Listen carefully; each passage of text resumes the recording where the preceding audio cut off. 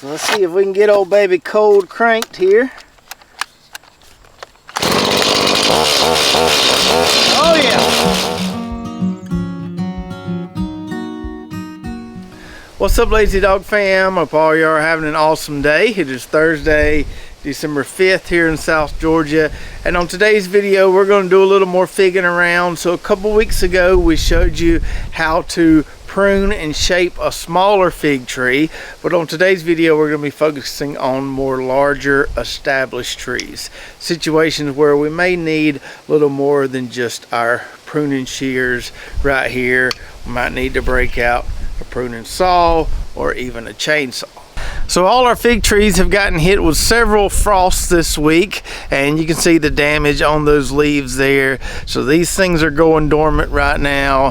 Those damaged leaves will soon fall off and we'll just have a bunch of bigger trees here in the orchard. And that's when most folks will want to do their pruning, once the trees lose all their leaves and go completely dormant. Now, I get a little bit of an earlier start around here because we're doing so much propagation, but generally speaking, you want to wait till the trees go dormant. Now, as we've covered many times on this channel, this is how a fig tree naturally wants to grow. We've got a nice looking white Marseille tree here, and you can see we don't really have a single dominant trunk there. We've got several kind of spreading out from the bottom. Now, I do have to come in and clean up the bottom of this one a little bit every year. But that kind of gives you an idea of what the fig tree naturally wants to do. It wants to spread out like a big bushy plant, make a big sprawling tree.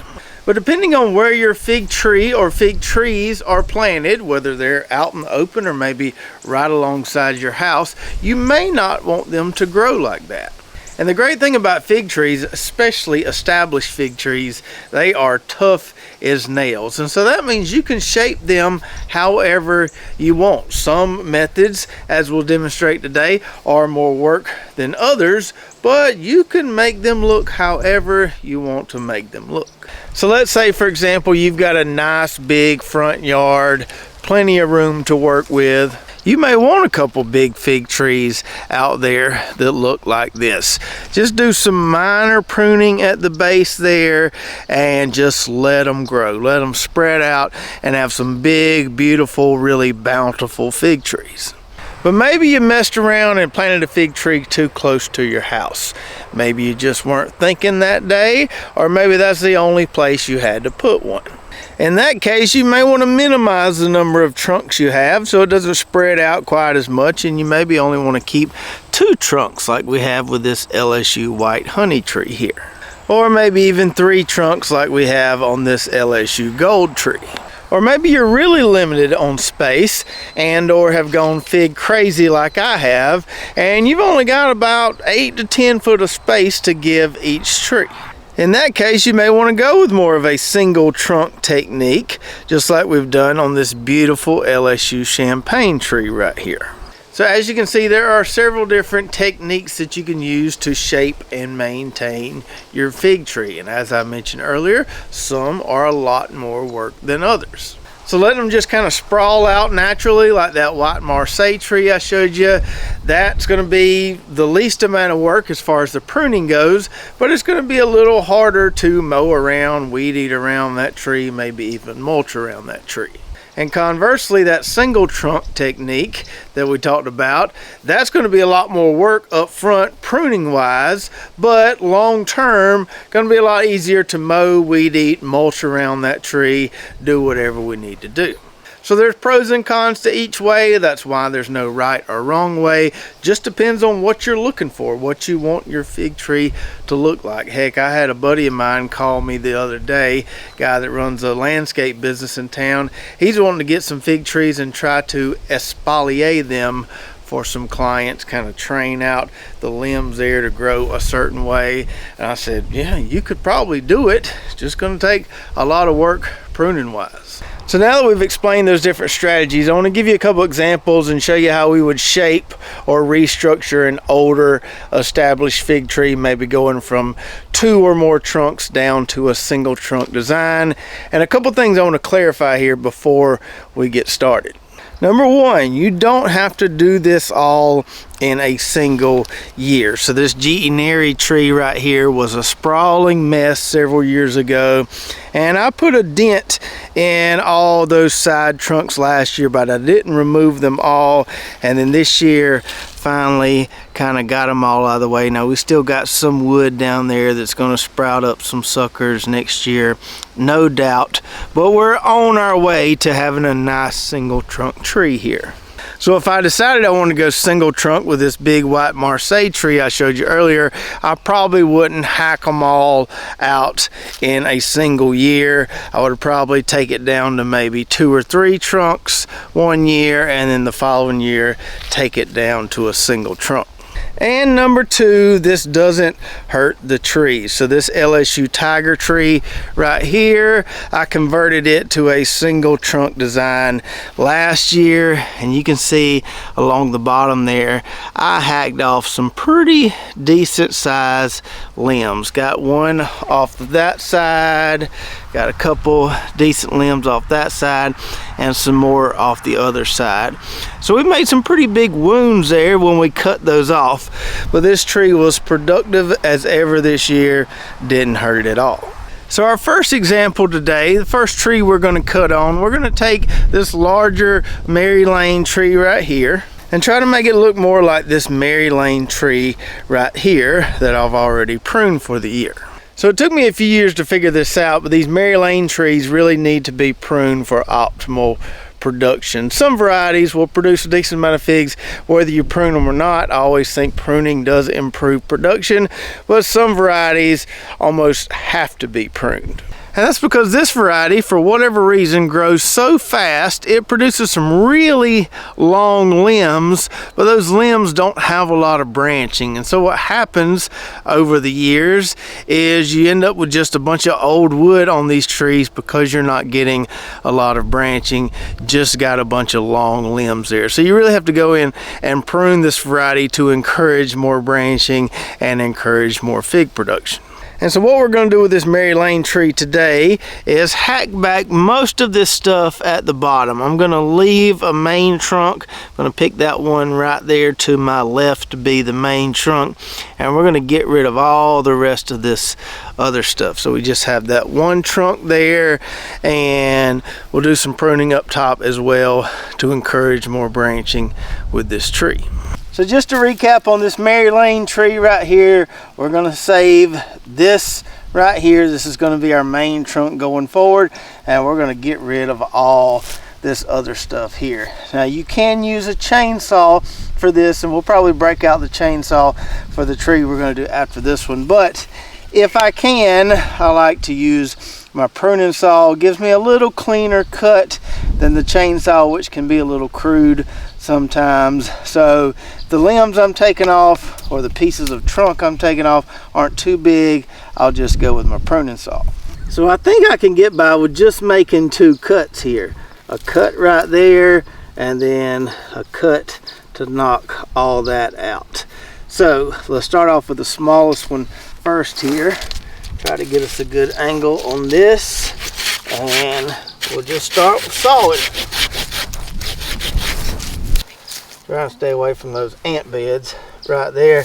That could be trouble if I get into those. So we're about to get it. There we go. It's pretty easy. Got that one piece off there. Fairly clean cut. All right, now for this other one here, find me a decent little attack angle on that one. Let's try this right here. See if we can get it taken off of there.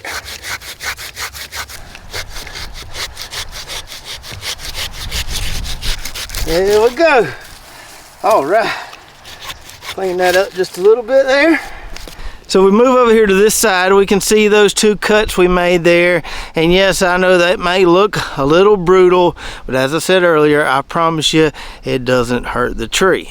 And if we wanted to, we could get the chainsaw or get the pruning saw and clean this up even a little more here, square it up, get a little more even with that single trunk that we're gonna keep. I may just leave it for right now. We're gonna get some suckers coming out of there. early next year we'll have to prune those back, but we're well on our way to a nice single trunk design with this tree here.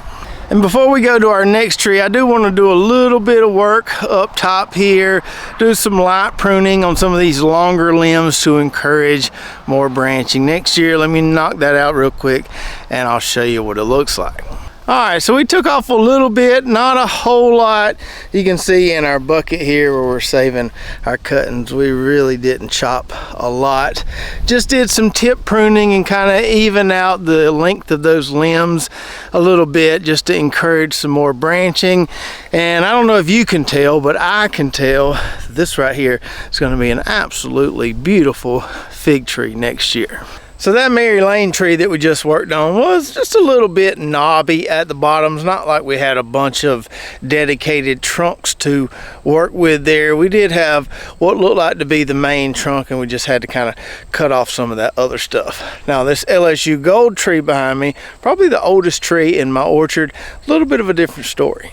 So this LSU gold tree here, probably 7 or 8 years old, nice, big, well-established fig tree that's super productive for us. Now you can see, as I showed you earlier here at the base of this tree, we have 3 main trunks. I have had to do quite a bit of pruning down here over the years just to keep it at 3, but we're at 3 now. And if all 3 of these were kind of slanted out in different directions, I probably wouldn't touch this tree. But one of those trunks is fairly straight and decent amount bigger than the others. I also have to consider the fact that we've got all these other trees around here. There's another fast growing LSU gold right there that we've already pruned, and then got another tree right there. So before too long, this tree, we're not going to be able to let it just sprawl out like we have in the past, and that's why I'm going to get rid of this big trunk here and this big trunk here today. You can see I've already pruned majority of the limbs off this one. We just need to cut it off at the base. Now I realize there are some of you out there that are thinking right now, I can't believe you're about to do that to that beautiful fig tree, but I just want to show you how we can do it if we need to do it. I know we're going to be short for space in this orchard as the years progress, and so that's why I'm kind of working all my trees more towards that single trunk design just to make things more manageable. And since I've done it before, I know it doesn't hurt the tree, but in this case we've got some larger limbs to deal with. So I don't think the pruning saw is going to be our best option. Let's get the chainsaw out. All right, so just to be clear here, before we start slinging sawdust, leaving that baby right there, and we're getting rid of this one and this one. And when we cut these, we want to try to cut into the ground a good little bit, get as much of this root structure from this particular trunk right here out of there as we can. So let's see if we can get old baby cold cranked here. Oh yeah.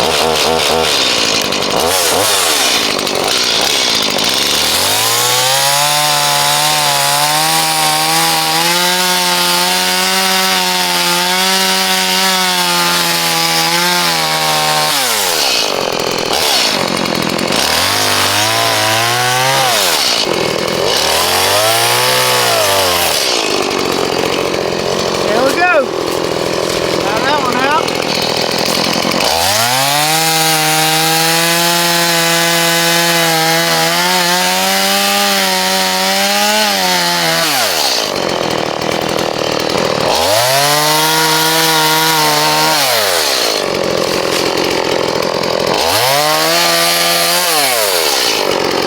And just like that, now we've got us a nice, beautiful, single trunk LSU gold fig tree. Now we're still going to have to deal with a few suckers at the bottom there every year, but those will eventually give up and all our new growth will come from the top of the tree here, where we will continue to prune just to promote new growth and more figs.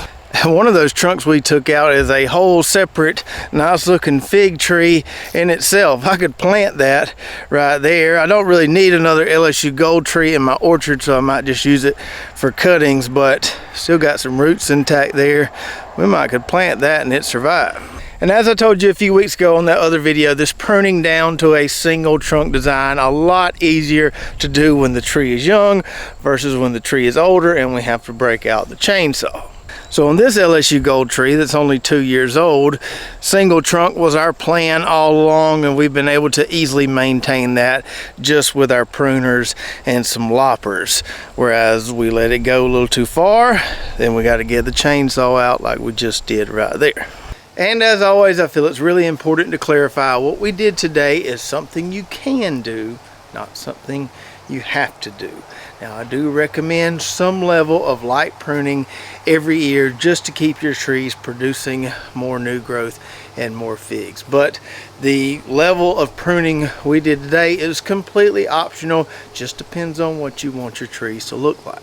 So I hope you've enjoyed this little two-part series on fig pruning, and if you missed the first part where we were focusing on smaller, younger trees, you can watch that right here. We'll show you our strategies with those. I promise you it doesn't involve a chainsaw like we used today. So check that out, and we'll see you next time right here at Lazy Dog Farm.